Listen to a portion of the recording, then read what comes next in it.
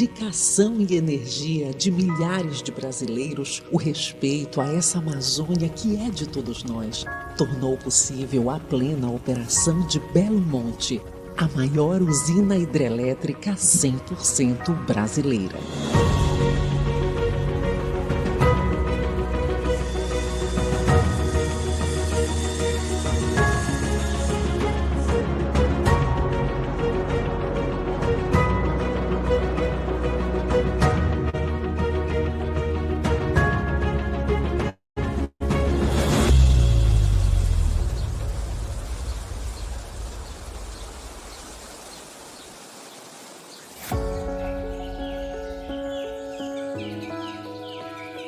Para um grande desafio, 40 anos de estudos. Para a riqueza do Xingu, um projeto adaptado à sua natureza.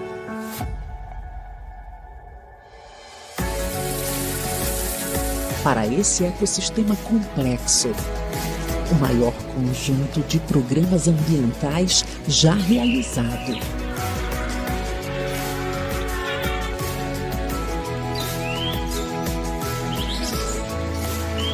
Para novos aprendizados, intensa produção de conhecimento. Para ações participativas, muito diálogo.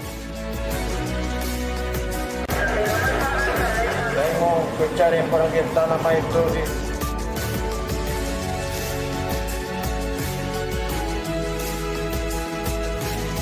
Tá bom, filho, agora tem internet em casa, tá?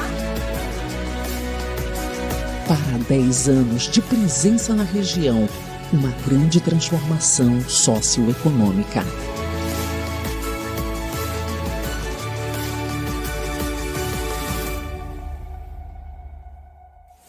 Para os próximos 10 anos, parceiros compromissados com o futuro, com desenvolvimento.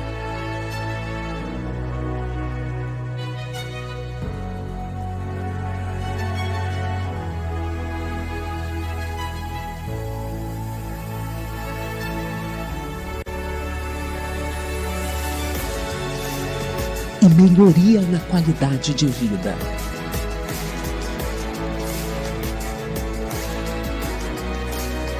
Para compartilhar responsabilidades, engajamento para as comunidades do entorno. Um novo norte para o país, energia limpa e sustentável.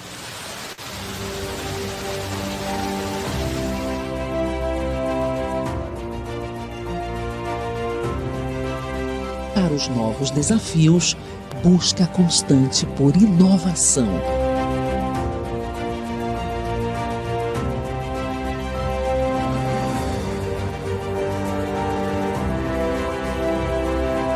Para entregar uma grande obra da engenharia, o esforço de milhares de brasileiros. Para a segurança de todos, seguir como referência de boas práticas.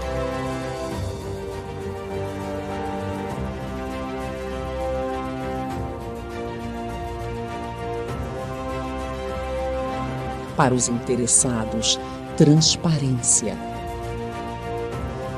Para saber mais, conheça Belo Monte. Energia da Amazônia, essencial para o Brasil. Norte Energia, usina hidrelétrica Belo Monte.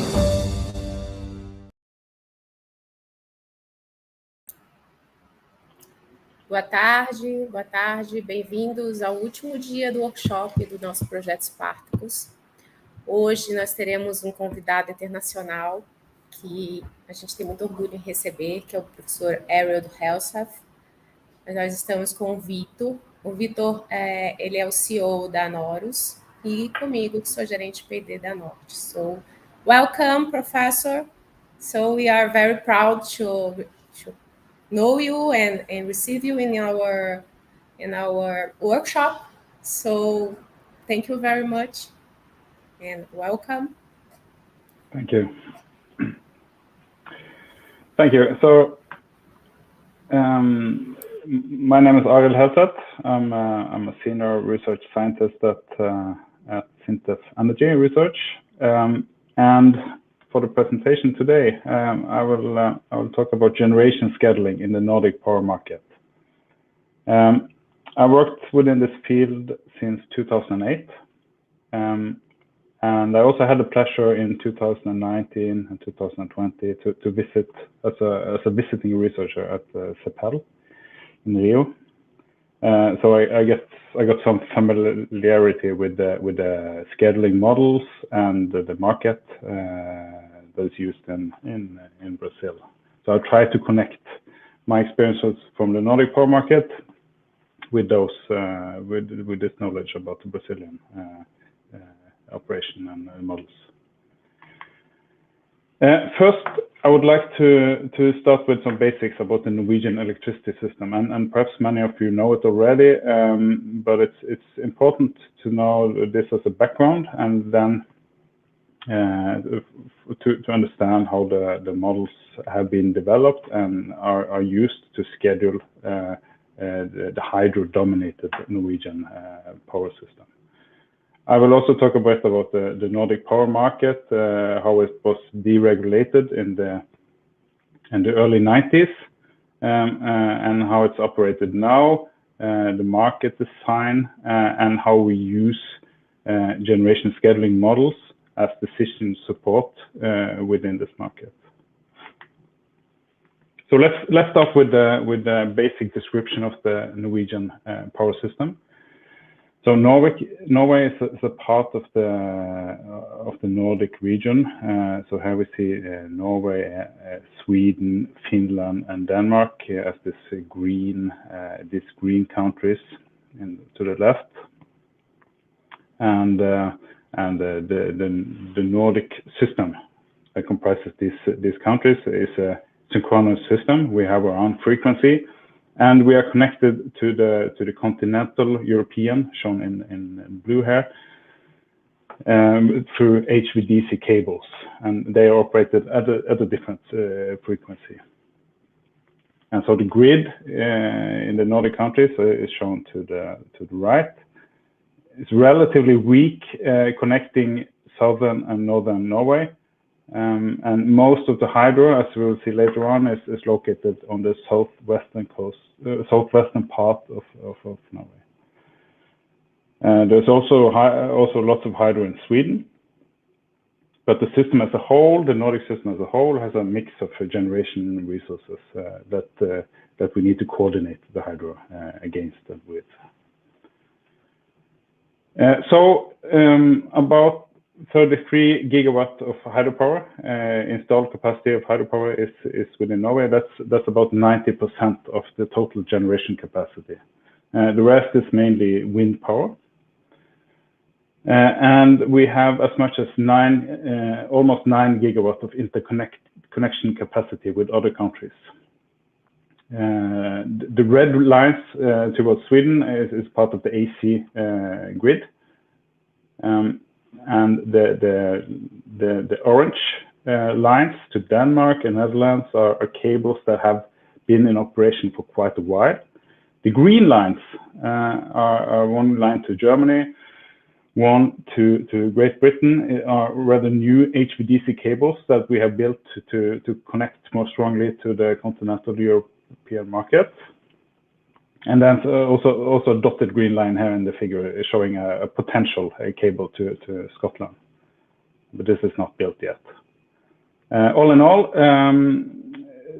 since we are strongly connected with the rest of Europe, this hydropower that we has lots of in Norway need to be coordinated against the other resources in the other countries to make optimal use of the resources.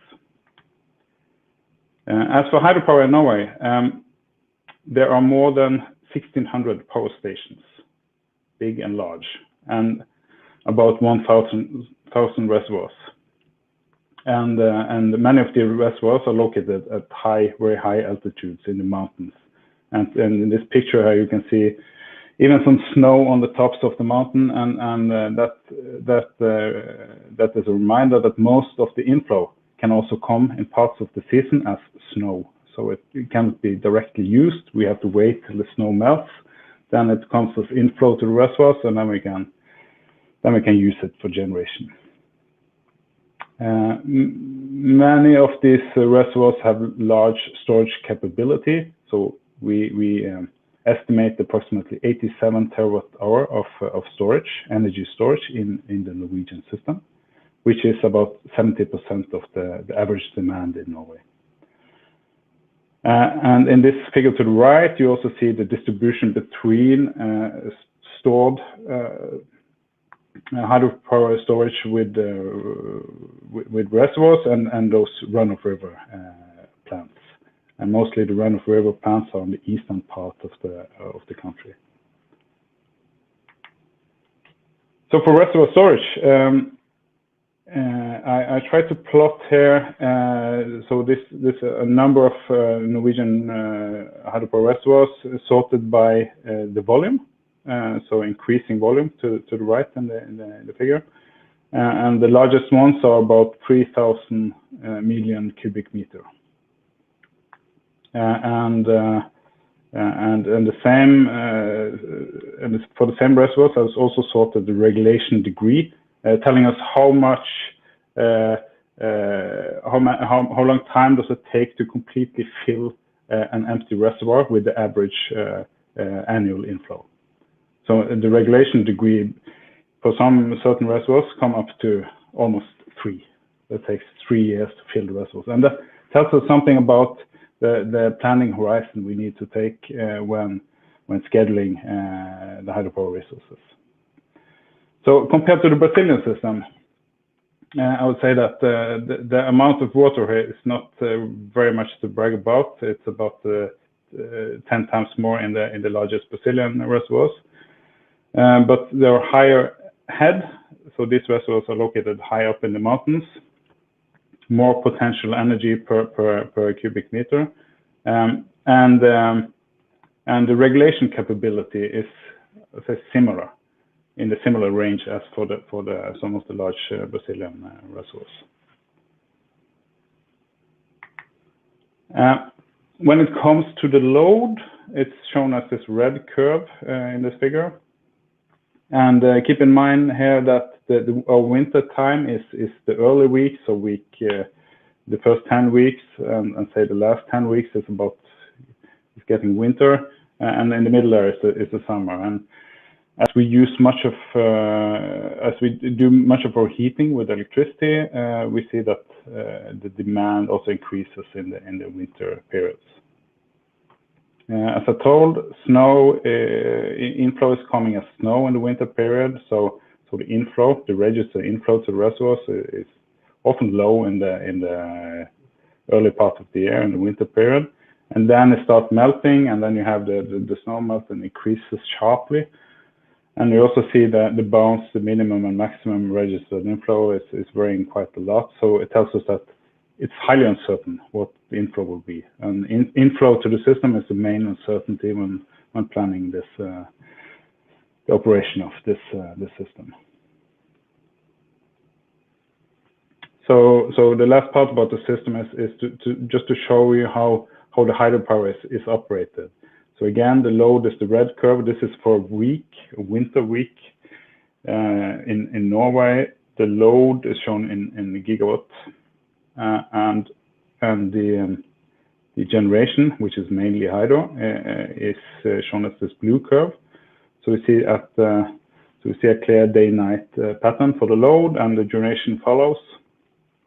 So at night time we are importing power to cover the demand. At daytime, when the demand is high, we are exporting power. And then also in this figure is shown the price. System price as the stapled gray line, and the price is not surprisingly it's following the load more or less, and you also see the utilization of the hydro. The generation is happening when the price is the highest, so we obtain maximum value of being flexible and being able to produce when the system needs it the most and when the prices are the highest. So this shows that the regulation capability is used quite heavily in the Norwegian system. So that was the basics about the system. Now for the Nordic power market. First, it has a slide to remind us why do we have markets, and there are three main reasons for that. Firstly, we need it as aid to help us balancing demand and supply, to facilitate this keeping this balance. So we have wholesale markets where energy is traded, and we have balancing markets that are operated often by the system operator to be able to balance at real time the system. And so this talk will mainly be about balancing demand and supply here. But we also have markets to handle risks, and it should facilitate that through contractual arrangements and financial markets. We will touch upon this topic, and finally to collect and distribute payments, for instance through retail markets, will also be mentioned. But mainly focus on the physical part of the market operation, and not so much the financial in this talk. Now in Norway, before the restructuring, and the restructuring happened about the 1990s, early 1990s. Before that, we had generation and distribution within utilities. And these utilities were owned by local municipalities. And there were quite many of those. And in those constellations, the distribution companies acted as retailers, making contracts with end user and selling power to them. And they were also responsible locally for the power balance and for the security of the supply. And in this setup, what was then known as Statkraft, and is still known as Statkraft, but in a different formation, then Statkraft were responsible for 1/3 of the generation and 70% of the transmission grid. So a large owner both of generation and transmission in that system. And even at that time, before the restructuring, we had a power exchange, and that has existed since 1971, known as Samkjøringen, where utilities could participate to sell their excess power. That means power that they had left after covering the local demand. And Statkraft, they were controlling the import-export of electricity outside of the national boundaries. And so this excess power were mainly used to balance this trade. The function of a power exchange also helped us getting the marginal water value and to spread this value across the country to make it visible to all say participants in a way to show the marginal cost of providing power. But it did not, the outcome of this power exchange did not directly impact consumer prices. So setting the prices to the consumers were mainly let's say a local and partly political process, and not the direct outcome of a market clearing. So even though it was not deregulated, we had no central dispatch at this time either, and the operational decisions were made mainly at the local level by the regional utilities or producers within the utilities. Yeah, and there were a weak link between the spot prices from the power exchange to the long-term contract prices. So the issue of pricing was certainly there. And then getting to the 90s, people started talking about restructuring and deregulation, and the arguments came up, and I list some of them here, which are mainly mainly used for many other deregulation processes in other types of markets as well. It was to avoid excessive investment, since the industry was based on the cost recovery principle. Prices did not reflect the marginal costs, and there were an excess of capacity. And this has been proved afterwards that there was too much capacity installed in the system.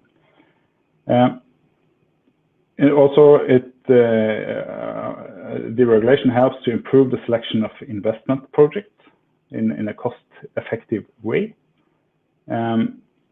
creates incentives for cost reduction. The point about equity among consumers is important, because then you move the process of determining the prices from a local decision and a partly political decision to a market clearing, and this is important for equality among and equity. And you also get reasonable geographical variations in price that can be explained by the physical principles. And then for the restructuring, we introduced the Energy Act in Norway in 1991. It opened the market for end users, so the retail business started growing, and very important, it was not longer an obligation for the producers to cover the local demand. So now the main objective of the producers is to earn as much money as possible, of course within respecting the rules of the concession. And in Norway, we started. It took some time before the Energy Act to establish actually working market, but the day-ahead market was established in '93, and then Sweden joined, and Finland and Denmark afterward, and it's known as the Nord Pool market, Nord Pool day-ahead market, as we come back to later. It's important also to touch upon the topic of ownership in this presentation, because to understand how the models are used and how the market is operated, it's important to keep in the back head the ownership structure in the Norwegian power industry. It's dominated by public ownership. By that I mean state, county, municipality, a mix of those. And the reform and restructuring did not involve change of ownership. To date, there's been no big debates about privatization of the hydropower assets. After the deregulation, there have been some mergers and consolidation among the producers mainly. Perhaps more in the other Nordic countries than in Norway.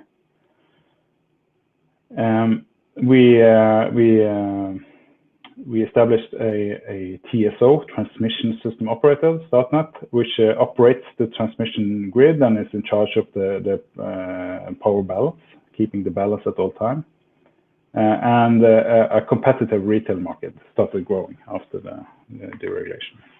And for the generation side, we still have lots of electricity production companies and many small ones, but the 10 largest producers have more than 70% of the capacity. And but the market and the constellation there is closely monitored by the regulatory bodies to make sure that there are no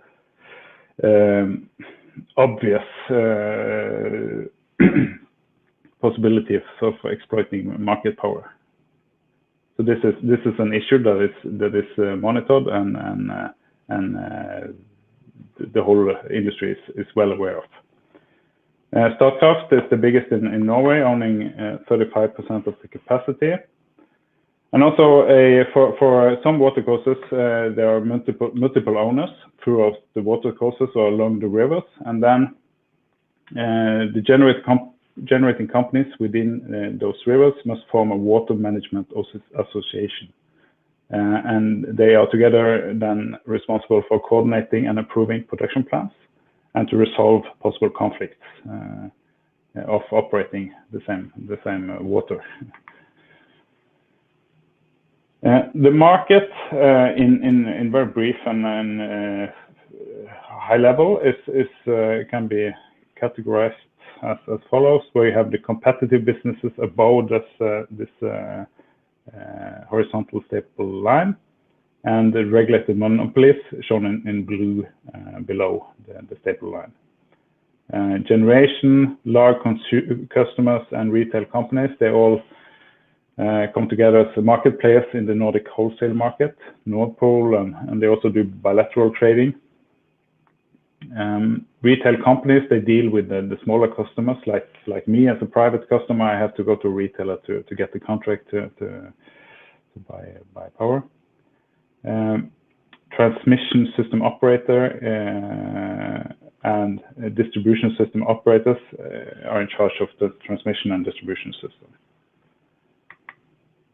And so the design for the Nordic, and in particular the Norwegian market is shown here, and I divided it into capacity and energy to show you that both those products are traded. And the timeline starts from years ahead to weeks ahead, a day ahead, and an hour ahead, as you can see, and then we get into the real-time operation. So we start with a long time before the actual operation. They start trading on the financial markets. So mainly Nasdaq, OMX is used in the Nordics, and I will not go into details here. We will mainly speak about the physical market, leading the physical contracts. And then some weeks ahead, the TSO launches a tendering process on secondary and primary reserves. Sometimes they have a defined demand. Sometimes they do not have a defined demand, depending on the season and the state of the system. But the TSO is the single buyer in this auction. It's based on marginal pricing, and it's mandatory. No, it's not mandatory for the producers and to participate.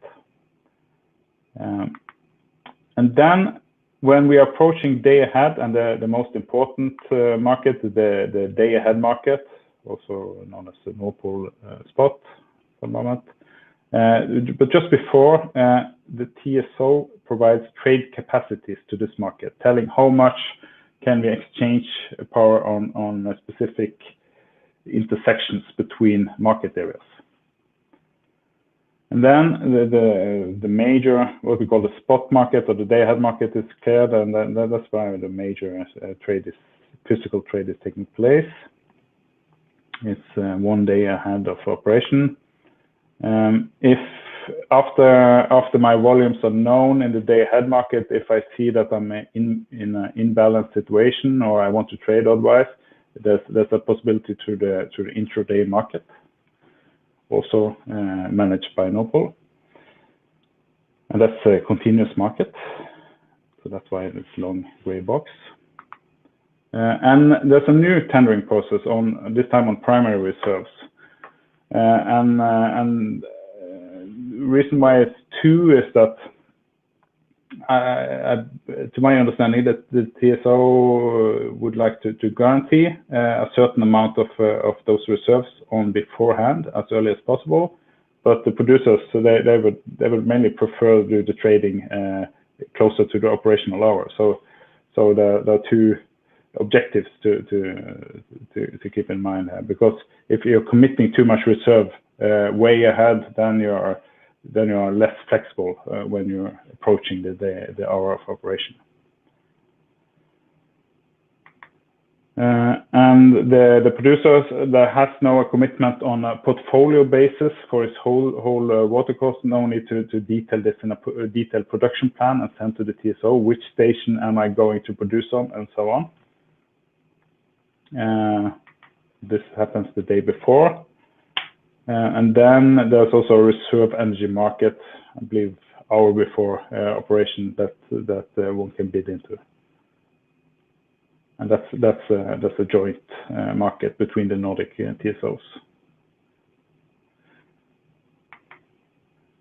So some some more words about the day-ahead market, which we often refer to as the spot market, even though it's day-ahead.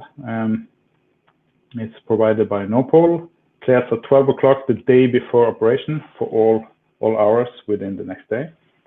Both producers and retailers are bidding on a portfolio basis, specifying the price area you operate in and the hours specified. And there are multiple types of bids: block bids, standard bids, and I will not go into details about this, but the main thing here is that the auction is based on marginal pricing. You find a price cross for each price area, and it's also connected to the rest of Europe through what they call a price coupling of regions, a common European market clearing tool. So to make sure that the interconnections between the different markets are used optimally with respect to resources. And this picture is to show a remarkable situation that we are in right now in Norway, because the prices here per price area for a specific hour yesterday are very, very high. So more than 300 euros per megawatt hour, which is a record high. And this is explained by, well, it's blowing very little in the rest of Europe. We have those stronger connections to the rest of Europe. The gas price is extremely high. The Swedish rivers have started to freeze, so they need to reduce the capacity on the hydropower output. And so on. So there are many incidents, and the reservoir levels are rather low, although not record low. So there are many incidents leading to those high prices. And it's really challenging the market, and people have lots of attention in the media and so on. And the customers, of course, seeing the bills here almost 10 doubles from what is the normal, they start complaining. So it's interesting times for the energy market in the whole of Europe, I would say. Few words about the financial markets. They're mainly traded on the Nasdaq OMX or bilaterally. You can do financial trades bilaterally. So you can get output like is shown in this curve, so future prices for different type of contracts. Next quarter 2022, for instance, or for the year, or for the month, or for the week ahead. There are many different products, and these are important instruments for price hedging. But this is a different activity that I will not go more into detail about here. And for the balancing, we need, or the system operator need to assure that there's not enough reserve capacity for the main following reasons. There might be outages in the systems that were not expected, forced outages. So we need to cover up for those. Weather-dependent factors, little wind power, for instance, it's difficult to make prognosis for wind power, also for load. Structural imbalances, since the market is cleared on an hourly discrete time steps. What is happening in between the real operation is continuous, so what is happening in between need to be balanced out. And also, so far I did not talk about the congestions, and then there are none of the markets, at least before the spot market, that are detailed into the congestions. And so congestions within a price zones, for instance, need to be redispatched or solved by using often balancing resources. In general, I would say there's a strong incentive to be in balance when bidding into the markets. Bidding into the spot market, for instance, you are required to plan for a balanced position. You cannot we should not speculate in having an imbalanced position that you can earn from later on.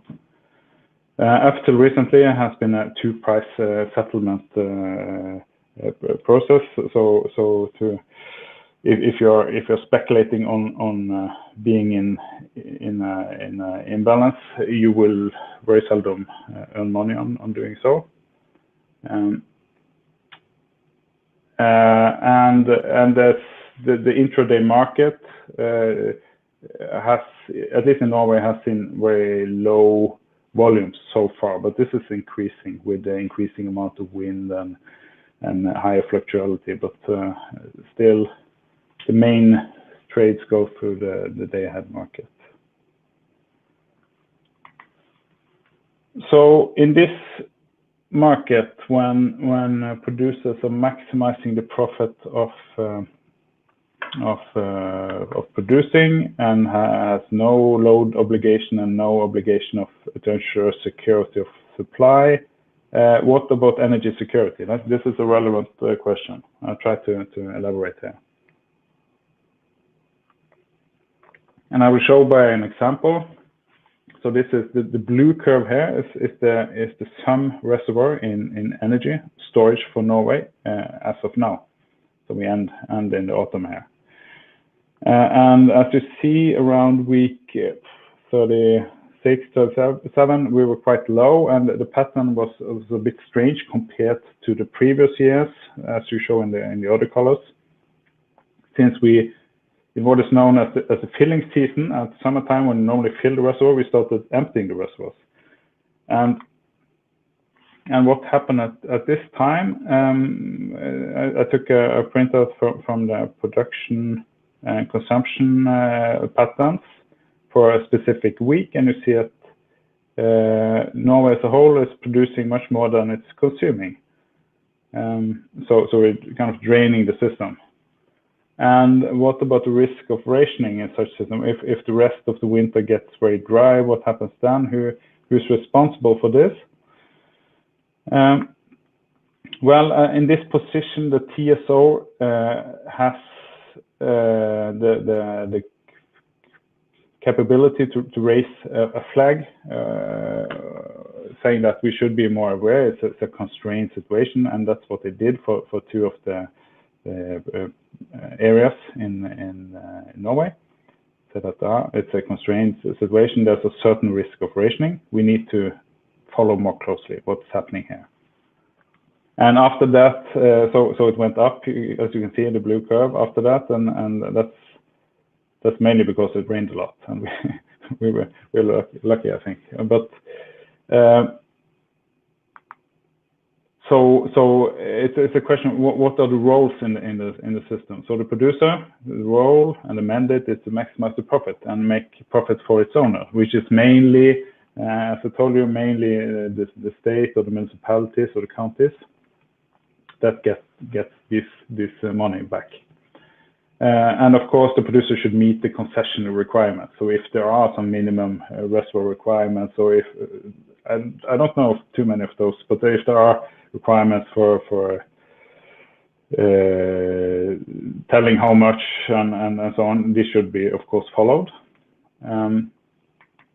The TSO is in charge of the short-term power balance, but it can also monitor the long-term power balance. If you see that there's a risk of rationing, the TSO could raise the flag to flag the situation critical, and to inform the whole industry that we need to be careful, operate carefully.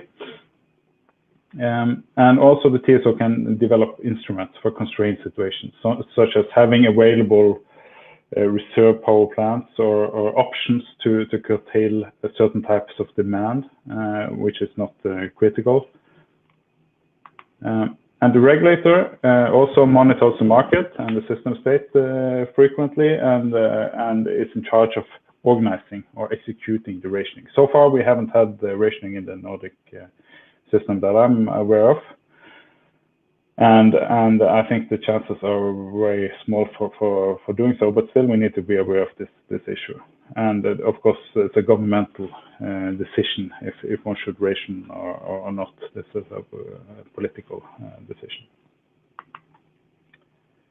So the next part of the talk, I'll speak about how we use scheduling models as decision support in this market.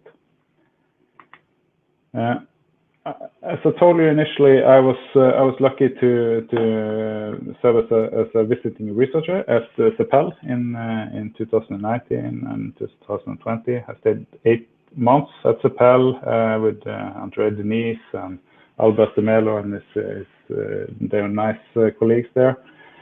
And I got the chance then to learn about some of the models that you are using in your market, and also the market basics of how it operates, although it's different and very complex. So me and Albert de Melo wrote this report on scheduling tool chains in hydro-dominated systems, emphasizing on the models and the tool chains established by CEPEL that is in operative use in Brazil, and what is developed by Sintef Energy that I represent, which is one of many other possible tool chains one can use in the hydro scheduling in Norway. A key difference there is that you have a set of tools that you should use, and in Norway there's no rule telling the producer, for instance, to use a tool to schedule his resources. He can do this by pen and paper if he wants to, but of course it's a great benefit to have a good tool. But he's mainly free to choose a tool himself, the producer. Try to look into similarities and differences between those tool chains. And I touch upon some of this, the content of this report in the following. Just to say some few words about the methodology and the algorithms used in those models. Those have developed over a long time, starting traces back from 1945 with early traces of variants of dynamic programming. Sintef started making the first models in 1974, before I was born, and still have traces of those models yet. As I could find, the Electrobus CEPEL started developing SDP model, taking over from a rule-based model in 1979. And then the famous SDP algorithm came in the 90s. That you started using in the New Wave tool, and in Norway and since we started adopting this to the price taker environment, and it's now widely used. And since then, we see that we use the same methods, but of course with greater computing power. More details, finer time resolution, we are able to handle more data and so on, and do this computation more in a more detailed fashion. And as a researcher, I'm very interested, of course, in what's next. Where can we improve this and how? So the scheduling problem, as I see, is the same for all these type of systems in general. So it's to minimize the expected cost of operating the system over the planning period. And as we know, the planning period is long, since we deal with hydropower and slow dynamic of storages. While meeting the demand for electricity and satisfying all system constraints. And what is all system constraints? Well, generation system constraints, transmission system constraints, security, environmental constraints, and of course the hydraulic constraints coupling our fine and detailed hydropower systems. And an important question here is who is the problem, or who should do this exercise? And in Brazil, this is the main objective that you take in your models. I put a star on expected, since you have also some risk aversion in the models, but this is in general the main objective. In Norway, we turn it into maximization, like the producer maximizes his profit within this within these constraints, as I come to. So you know this, and I don't need to go very detailed into it. Just to show that I have a similar slide on the Norwegian set of models. And if you put these up against each other and compare, you find that very many of the methodologies, very many of the decision discretization, uncertainties, and so on, is almost the same. So many similarities, and development of these toolchains have happened over time, inspired by each other.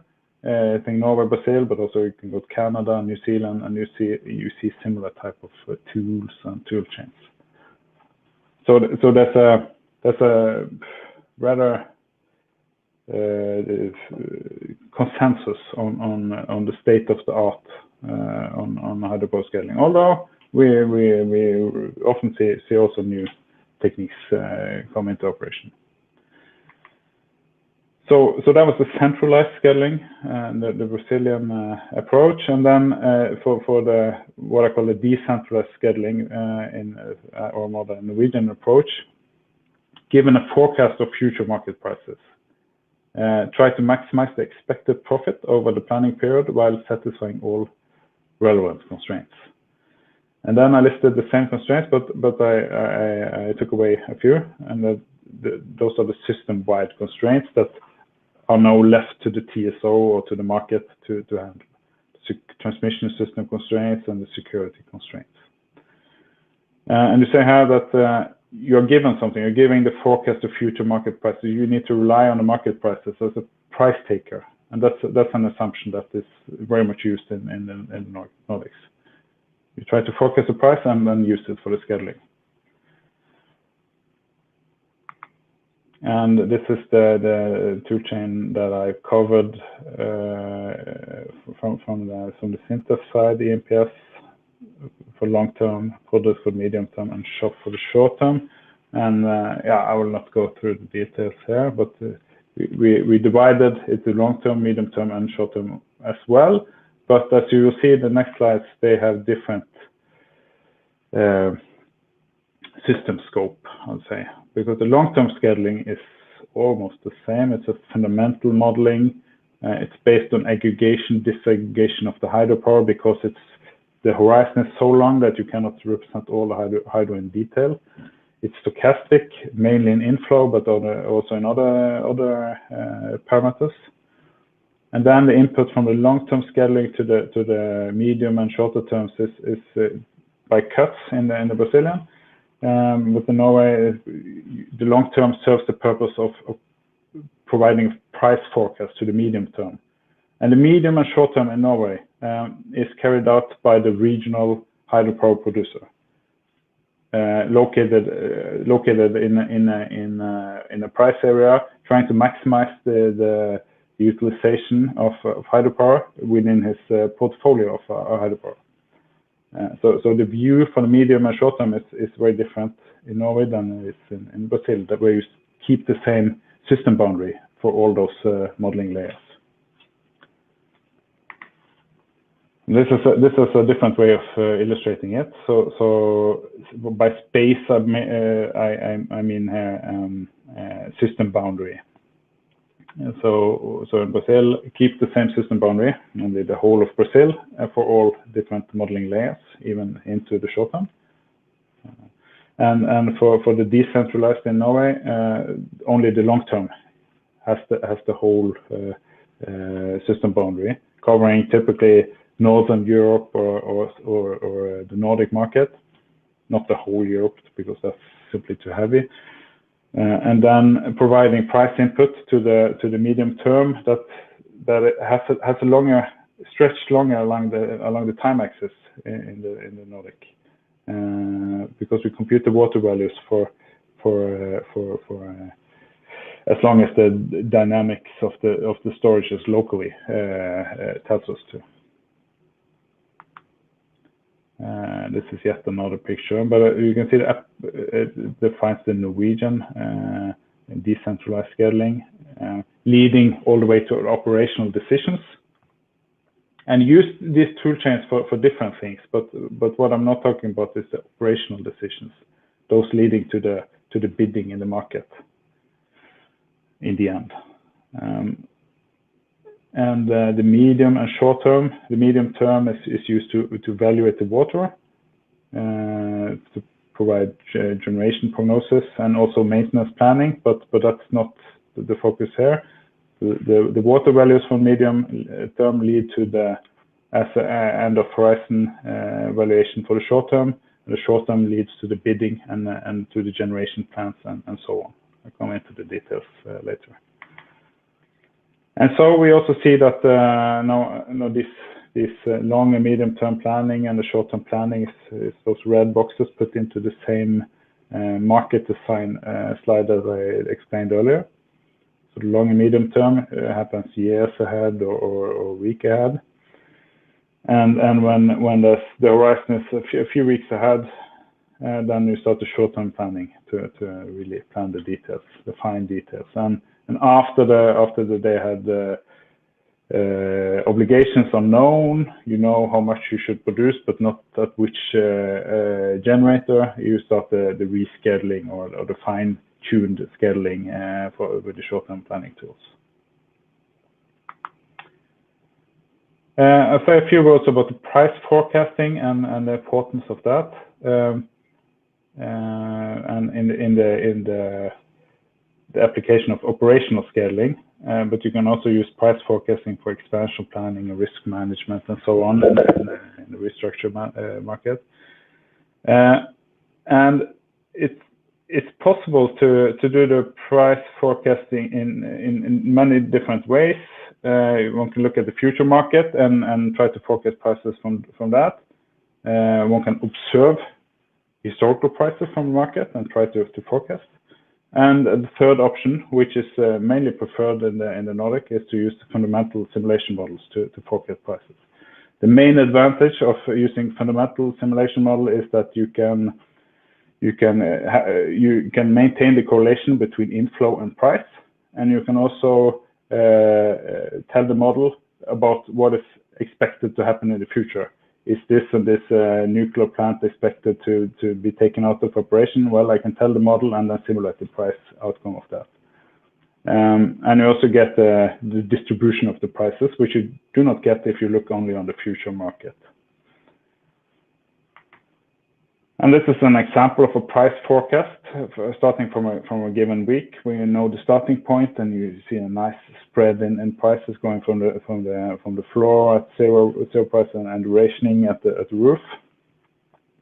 So the main advantage of using fundamental models for price forecasting is to explain prices based on marginal costs or marginal value of the system resources. You can incorporate future system changes. Capture correlation with inflows, as I told about. What the fundamental models are not so good at is the situation that we typically are in now in the Nordics, where you get a stressed system, and then psychological and risk-related issues become important in the bidding, and the models are not very good at capturing that because it takes a perfect market assumption, and that is being challenged in stress situations. But on the average and on the normal time, the fundamental models can do very well in forecasting prices. And this forecast can either be bought by the producers, or they can be produced internally by the producer, depending on how much resources he has. The medium-term scaling, basic assumption is that I'm a risk-neutral price taker as a generator. I'm maximizing the expected value of my hydropower portfolio over time, and the target here is to produce targets or water values for short-term scaling. So in the Nordics, a variant combining stochastic dynamic programming and SPDP is widely applied. The medium-term scaling can cover long horizons if the storages that are seen locally have a great regulation capability. Sometimes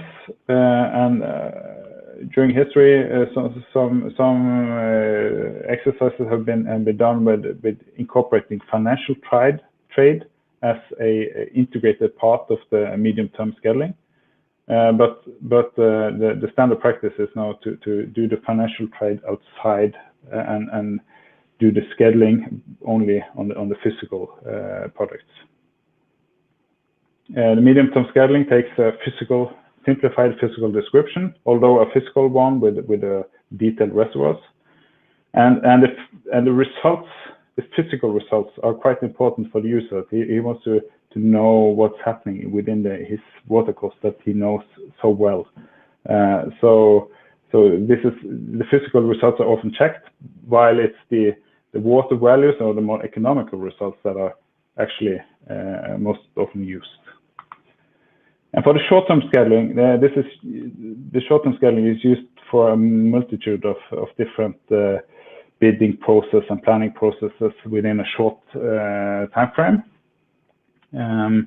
For instance, bidding in the reserve markets, bidding in the day-ahead market, trading intraday, producing production plans, and so on. So it's quite a busy and hectic period of time from a few weeks ahead until operation, where you have to do a lot of activities. And in the Nordic, the tool called short-term model is widely used. It supports the main phases of the operational planning, namely the bidding in day ahead. We bid price volume pairs on a portfolio basis. The establishment of operational plans to meet obligations from the day ahead market, and also to do the bidding and participation, decision support for participation in intraday and balancing markets. And in this tool, it's deterministic, and it's very detailed in the physical details. So an illustration is shown here where you have the different generation units. You need to represent the pressure and heads in very fine detail and so on.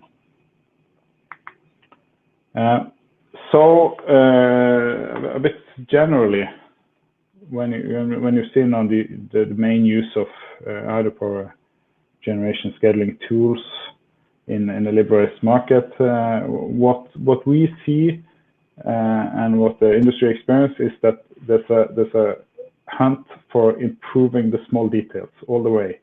It's very competitive since the problem solving is distributed.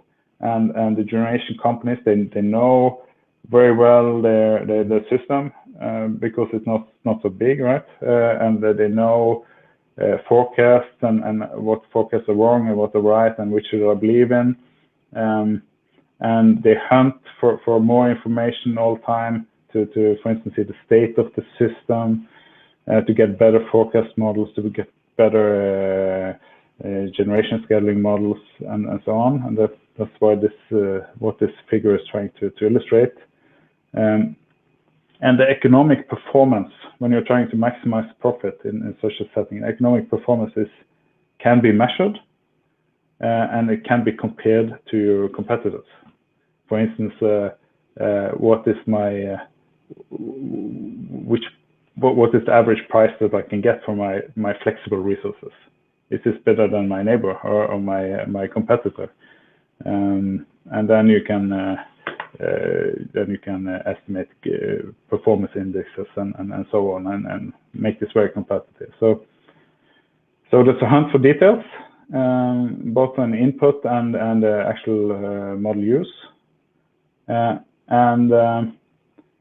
We try to exploit and use the flexibility in the Norwegian system as good as possible to maximize the revenue from this and the resource usage of the precious water. And when I say hunt for details, I can point to what we are doing quite much research on now as a final comment. to benchmark production generation scaling process. Starting from let's say you have you're a regional producer having a system that you want to optimize. Starting from the medium-term model where you have some forecast and updates, you produce your water values, you do the short term, and you can set up this as a simulator. If you have recorded all the data that impacted your decisions and your bidding process, you can set up this as a simulator, and you can change. Let's say you change a model or you change a forecasting method or something, and you can see how much better would I do if I had a better forecasting model, and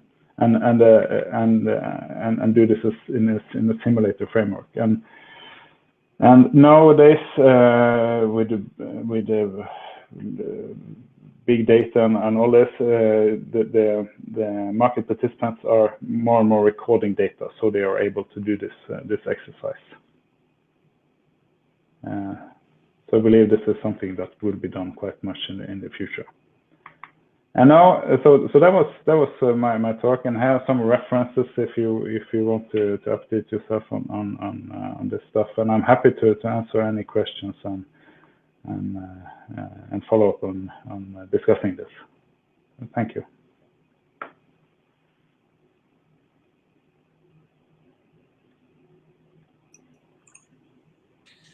Well, thank you very much, Erik. It was very, very interesting to understand a little bit more about the Nord Pool. Some of the curiosities that I wasn't aware, at least, that you opened the market due to excess of capacity. In Brazil, we're quite the opposite way. We're looking for new capacity, as we are a country that's still developing, and then as a developing country, energy is an important asset that's always, as people have more access to appliances and there are more industries being setting up in Brazil, our requirement for energy grows every year, right? Unless we're going through some kind of a 2008 crisis, 2014 crisis, then things are a little bit different, but most of the time we have a growing demand. How about Norway? Does your demand is growing? It's reducing due to some solar panels in residence? What is kind of the main characteristic of what's going on nowadays with this kind of distributed energy system that's spreading all over the world, right?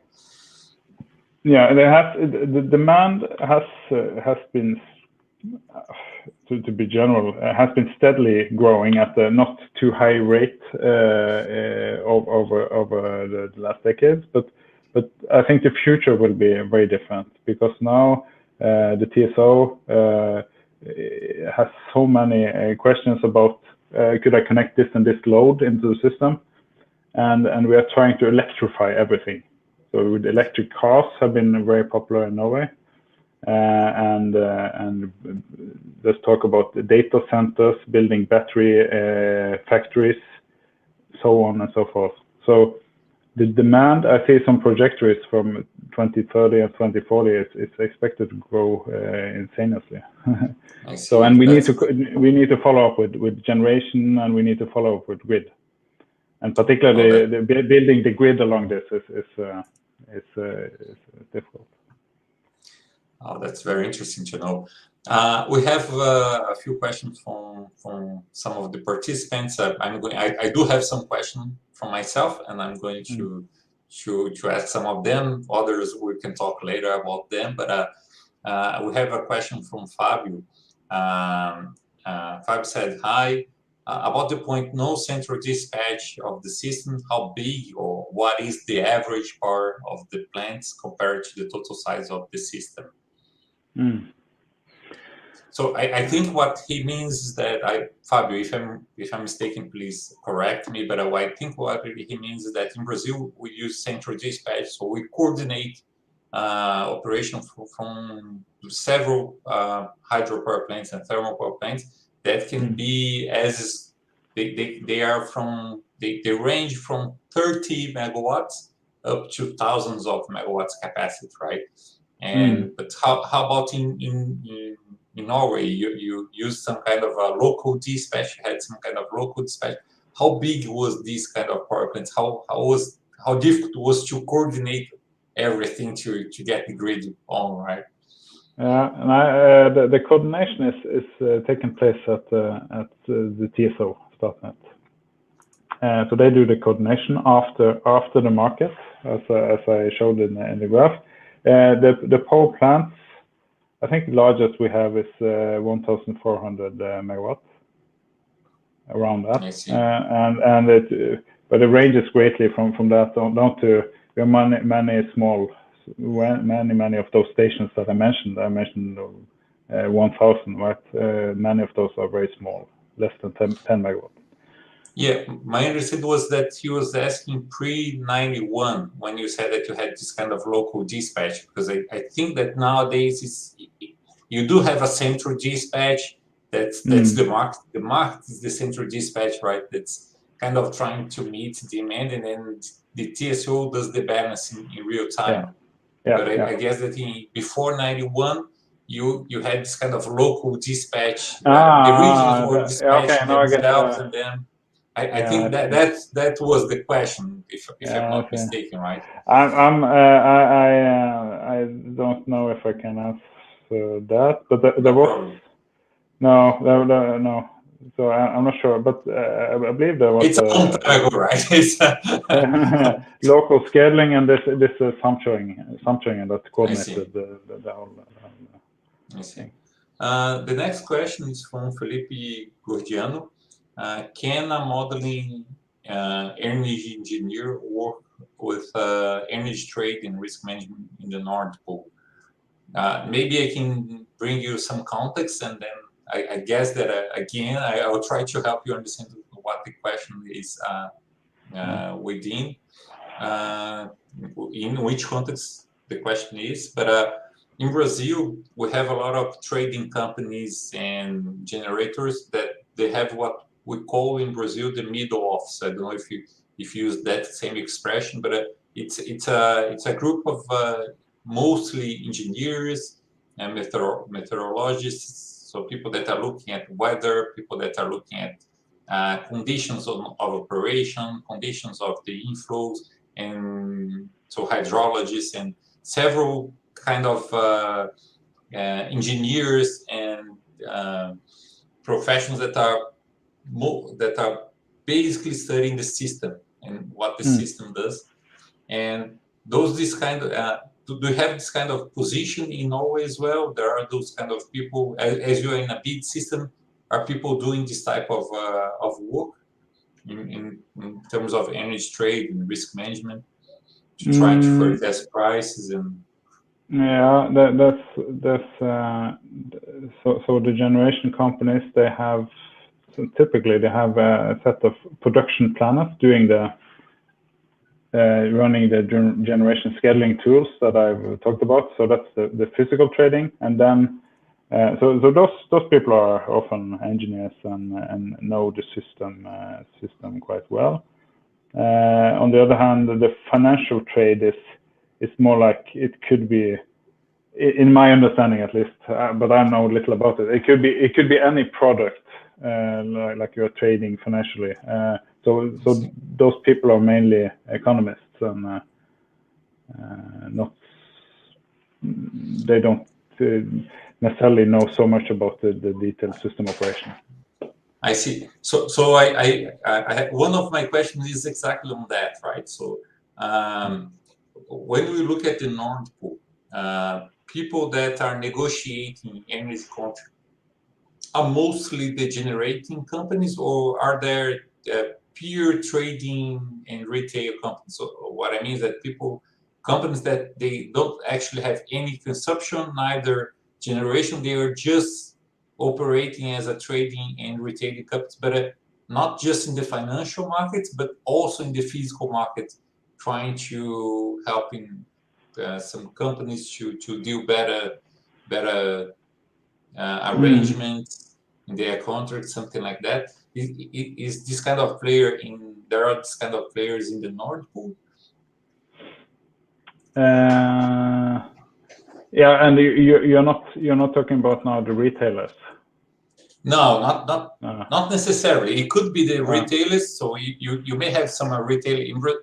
My question goes in this direction. In Brazil, we are discussing open our market to free negotiation from all consumers.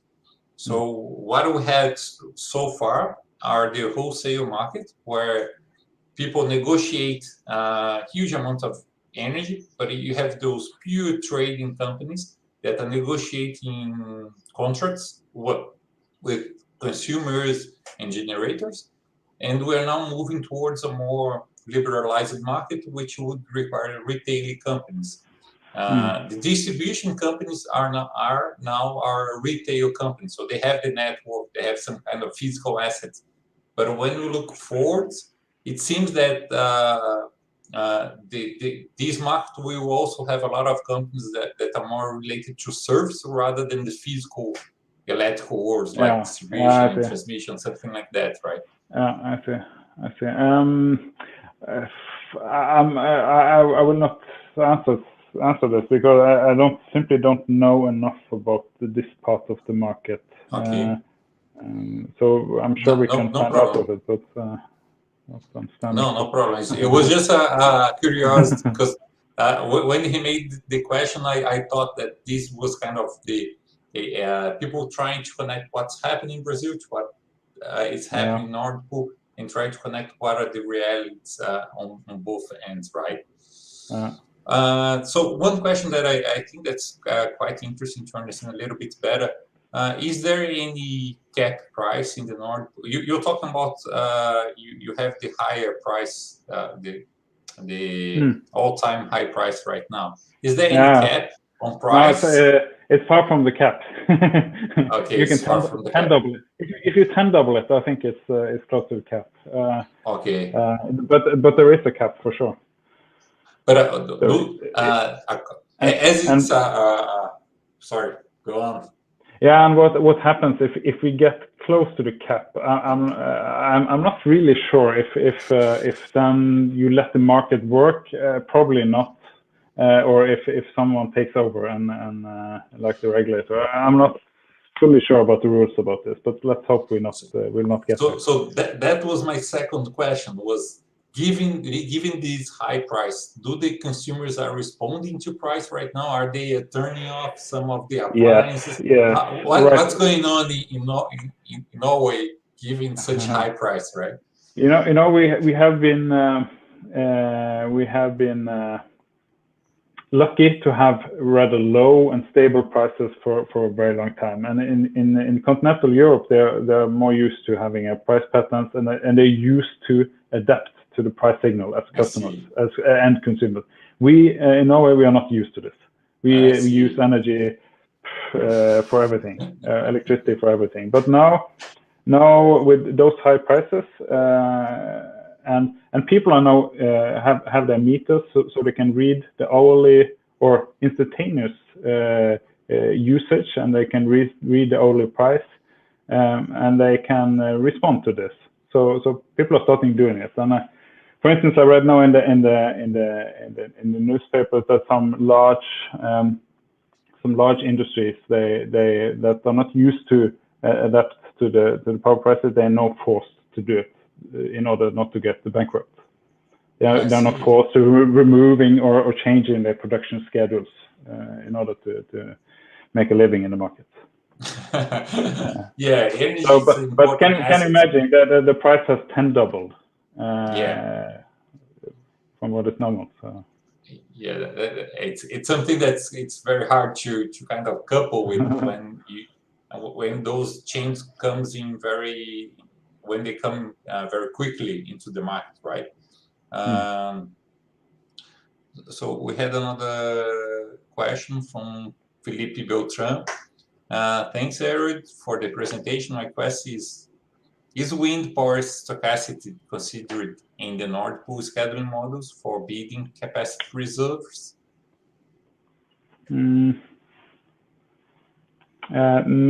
it's not. It's not yet. And for Norway, the share is so little that it's quite far from it. But it's It's mainly for the producer. It's mainly inflow and price that are the key stochastic parameters that are needed. Mm-hmm. I see. So one question that I have regarding this kind of high prices in connection to Europe. So far, you mentioned that people in Europe were already used to this kind of spikes in prices and how prices were going up and down. And in Norway, you're kind of away from this variation. So that's kind of a volatility in price, in the energy price. But it seems that now your connection is stronger. That's the impression, that's stronger than it was, because you were able to kind of all the gas situation in Europe is affecting Norway, even though gas is not as important for you as it's for most of the Europe. It is already affecting you guys. So it seems that you are going to be dealing with this type of situations more and more often, right? And how does that change the way that Nord Pool, a company Nord Pool, looks at connections with Europe? As how can you talk about how those connections are changing this kind of perception? There are many discussions and ideas of how to use these connections. Some people and political parties are talking about trying to reduce the capacity of those connections in order to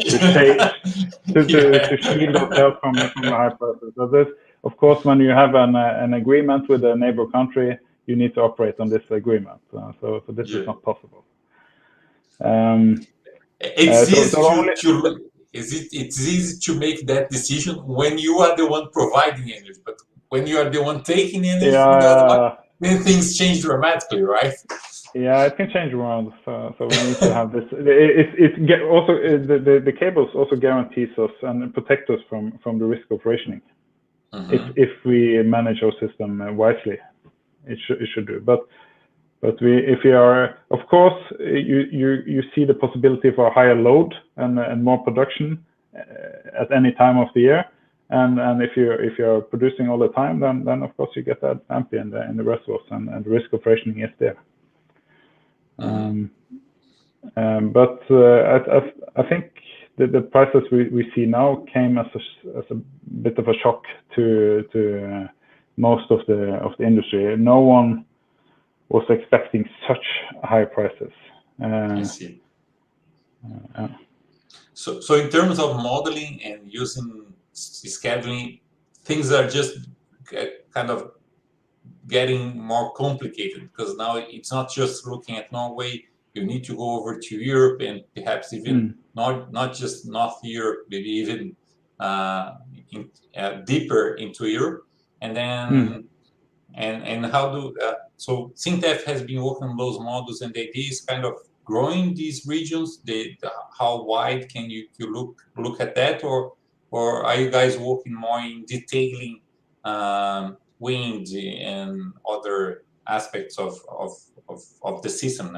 What are the kind of looking at the next steps? You had the arrow saying, look at what are the next steps. What in your opinion would be the next steps for having better energy price projections in Europe? Yeah, what has become clear during this autumn with the high prices is that we are subject to lots of risks.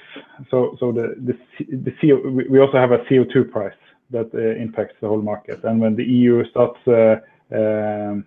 constraining the market for CO2 quotas, then the CO2 price goes up, impacts all the gas price, all the thermal production marginal costs.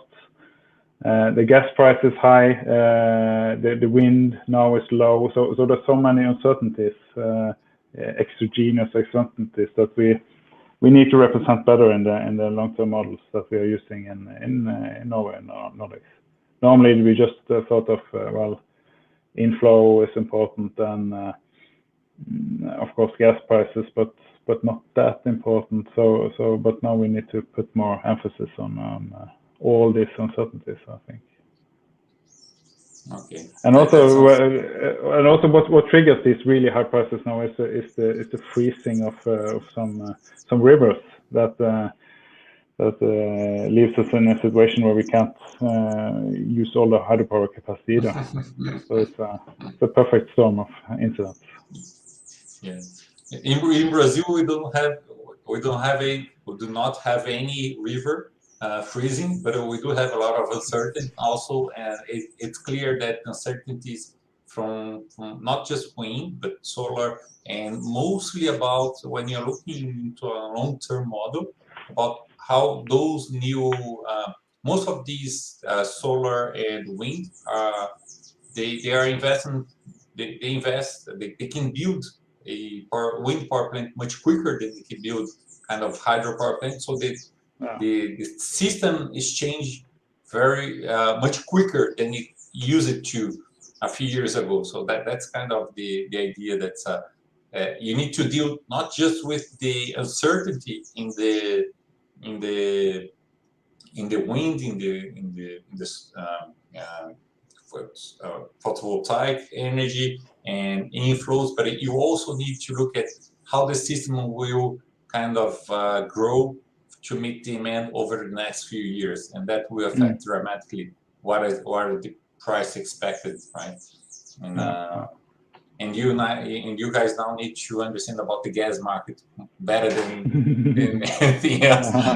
Yeah, but this is also politically driven, right? With the gas coming from the east and so on. So. Okay. Erud, I would like. Oh, there is another question from Renata Pedrini. So we are going to make this final question, and then we'll thank you for your help. But so, hi, Professor Erud. Thank you for your presentation. My question is: could you explain a little bit better how Water Management Association works? I guess that's aggregation, perhaps. How you aggregate and disaggregate the hydropower plant. You mentioned like New Wave does, and no, it's when you have multiple ownership in a river, then by law, I believe, the multiple owners, they are forced to make this water management association to plan together the operation of the system. Otherwise, you get conflict. So who's owning the water, and the upstream guy he can decide, and the downstream guy he just takes what comes to his reservoir. So this is a way of organizing and making sure that with multiple ownership, still the resources are coordinated in a good way. But the details of this, I'm not sure. It's a very complex problem in the scheduling. How as a part owner in a river chain or water course, how do I operate my system? And there are many practical ways of doing it. So yeah, it's a long story, I believe. Oh, I see. Yeah, that's a big question here in Brazil as well, because again, we're discussing how to open the markets and how to go into a bid strategy. And one of the questions is about this kind of water management, given that we have some power plants that are kind of connecting most of the so in the southeastern region where you have the biggest power plants, most of them connect to Itaipu and other power plants that they connect to 2 or 3 rivers, and then this kind of strategy goes over to different owners, and it's not just 2 owners, it's maybe 5, 10 owners that need to come into agreement on how to use water. And there is a huge debate on how can you do that to coordinate things into a more marked framework than what we do in Brazil. Yeah. So our final question, we have one final question from Professor Bruno Franzeres from PUC Rio. Professor, I don't know pronounce correctly your surname, but Seth, That's good. about the RES variability margin, I think margin. Can you share your insights over reserve price in short term, day ahead balance in Europe, and any recommendation for us for the future? Reserve pricing in short-term markets. Yeah, so I mentioned that for the reserve in the market design, the TSO has this tendering process where they ask for first they define a need for reserves, let's say 200 megawatts in this region, and then they ask the producers to bid, and then based on a marginal pricing principle, they find the winners, and this sets also the price. But so there's a single buyer, and there is, of course, since the volume and liquidity is much lower than the day-ahead market, there's a possibility of exercising market power, and also the producers, they know that they are behind the bottleneck and so on in the grid. But also I believe there are some rules that require the producers to be transparent in that they should be able to explain their bidding at any time. At least for the secondary reserve market, I read this, and there are also certain rules that are changing almost all the time about the market steps, how big steps could it be, I'm bidding in, and so on and so forth. So these markets they're more and more used. The volumes are higher and higher. It becomes more and more important for the producers to have it as a part of his revenue stream to also bid in these markets. But it's under design, and it's changing, and we're trying to harmonize it so it's Nordic and not simply Norwegian reserve market, since we are at the same frequency. And there are also pilots for exchanging reserves across the HVDC cables, and making a tendering process on this exchange as well. So there's a whole idea of the European the European regulator to harmonize these markets, not only the day-ahead but also the reserve and balancing market, I believe. Oh, that's perfect. Thank you very much for all your insights, Professor Harold, researcher Harold, and thank you very much for a very good presentation. It was very clear to us what's going on in Norway and how models are being used to forecast price as a fundamental forecasting tool. And there are other tools that are being used by companies to understand future price. And I was happy to make the questions and get this kind of a conversation going on. I will now pass on to Andrea. She will end up our workshop. That's our final workshop from the Spartacus project, and she has a presentation to show us a little bit about R&D projects from Norte Energia. So, Andrea, it's with you now. Thank you very much. Thank you. Professor, thank you very much for the presentation. It's an exceptional presentation, so thank you very much mesmo. So, agora eu vou passar uma apresentação, então, por favor, vocês me avisem na hora que aparecer. So, 1 minute, please.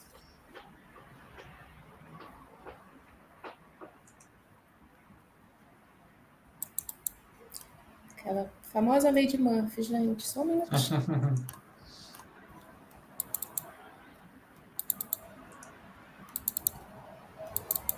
Yeah.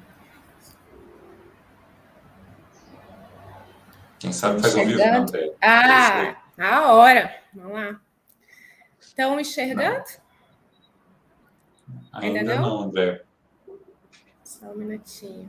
Eu já botei para compartilhar. Não está indo. apresentar. Tá vindo, tá vindo. Ótimo. Perfeito. Chegou, boa. Bom, a Norte Energia, uma das estratégias da Norte Energia é investir em ações de pesquisa. Para quê? Para oferecer projetos que contribuam com o setor elétrico e a sociedade e gerar mais segurança e eficiência para o nosso negócio. Nós estamos em constante busca por resultados inovadores, projetos inovadores, para que possamos crescer de um modo contínuo e sustentável. A Norte Energia ela tem algumas linhas de pesquisa da qual nós baliza nossas contratações nos anos, que são fontes alternativas de geração de energia, monitoramento e ações ambientais, a comercialização de energia, desenvolvimento regional sustentável, monitoramento e manutenção das estruturas civis e sistemas e equipamentos eletromecânicos, soluções para a operação dos ativos e segurança de barragem. Aqui eu separei alguns dos projetos para vocês conhecerem, mas todos os detalhes vocês vão poder olhar no nosso site, tá? Nós temos um projeto de drone que envolve inteligência artificial e ele faz todo o monitoramento das nossas áreas. Temos 2 projetos referentes a biotecnologia e restauração ecológica, sendo que o de biotecnologia nós estamos desenvolvendo biotecnologias reprodutivas inéditas para propagação artificial dos peixes da nossa Volta Grande, do Xingu. E, para isso, a gente vai fazer uma difusão das tecnologias e técnicas com as comunidades ribeirinhas. A gente já começou a visitá-los para que eles possam absorver os conhecimentos e técnicas do projeto e depois transformar numa forma de sustento. O nosso de restauração ecológica é a implementação de um modelo socioprodutivo por meio de viabilização de uma rede de coletores, com o consequente incremento da renda das famílias das comunidades ribeirinhas. Nós sempre estamos preocupados em levar uma melhor condição para a região ribeirinha. Nós temos um projeto de mobilidade elétrica que participa da chamada 18 de 2018 da ANEEL. Ele é desenvolvido de forma a envolver a gestão dos modais. Nós estamos desenvolvendo 2 modais, o ônibus e um barco elétrico. E ele vai ser o quê? Ele vai ser uma gestão, ele fará a gestão dos modais, isso vai trazer uma melhor condição também para a região ali da Federal do Pará e dos alunos e das populações ribeirinhas ali ao redor da universidade, e depois vai ser expandido para outras regiões. Ainda não foi realizado nenhum barco fotovoltaico até o momento, então vai ser uma inovação esperada. Nós temos um projeto de gás de efeito estufa que mede o gás de efeito estufa antes do enchimento do reservatório e após, e isso vai poder auxiliar no planejamento de futuros empreendimentos. Temos também 2 projetos para a parte de monitoramento de estruturas, tanto acima quanto abaixo da linha d'água. Então, a gente tem tanto drones quanto sonares, são 2 projetos que estamos desenvolvendo. Temos uma nacionalização de um medidor de vazão que já encerrou o projeto, a gente já está entregando e teve uma redução de 50% do valor em relação ao produto importado. Qualquer dúvida, vocês podem procurar no nosso site. Eu estou à disposição, tá? Os meus contatos são esses. A gente aguarda dúvidas, questionamentos que tiverem em relação às contratações na Norte Energia, né? Então, eu queria agradecer a vocês pela participação. A Norte Energia tem muito orgulho de ter executado o projeto Spartaco 2. Queria agradecer a Noros e a Labplan, professor Aaron, que hoje não está com a gente aqui na transmissão, mas foi uma figura importante. Eu queria agradecer Lucas, que foi o gerente técnico nosso. Agradecer a todas as pessoas envolvidas, a equipe de P&D, deu uma retaguarda a todos. Então, mais uma vez, muito obrigada a vocês. E o projeto Espartaco 2, nós consideramos um projeto de sucesso e que queremos logo trazer novas notícias para vocês. Então, obrigada. E aguardamos vocês conosco, nos enviando questionamentos, propostas, tudo. Estamos atrás de bons projetos inovadores. Obrigada.